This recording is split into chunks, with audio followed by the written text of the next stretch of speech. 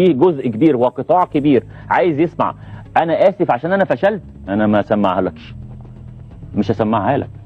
انا بعتذر. انت مستفز، انا عايزك تهدى. لا انا مش مستفز والله، انا بقول لك الحقيقه اللي انا حاسسها هو كده. انا بعتذر عن عدم التوفيق في التاهل للدور الثاني لاسباب عدم الحفاظ على الكروت والكلام اللي انت بقى فيه ده. انا من وجهه. ما تعتذرش يا حبيبي، ما تعتذرش، ده احنا اللي محقوقين لك، اقسم بالله احنا محقوقين لك يا راجل. انت ما تعتذرش، احنا ناس، احنا اللي نتحق لك ونبوس. اللي يلاقي دلع يا حبيبي وما يتدلعش ربنا يحاسبه، قسما بالله. اللي يلاقي دلع في البلد دي وما يتدلعش ربنا يحاسبه. انت فاشل، انت قسما بالله فاشل، انت واتحاد الكرة والمنظومه كلها. انت فاشل، انت فاشل.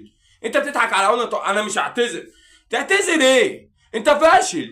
ومين اليابان دي ومين نيوزيلندا؟ مين الناس دي؟ اما لو لعبت البرازيل ولا لعبت اسبانيا ولا لعبت البرتغال ولا لعبت الارجنتين زي المغرب هتعمل ايه انت؟ الراجل واخد البتاعه دب دب دب دب. المنظومه ناجحه من اولها.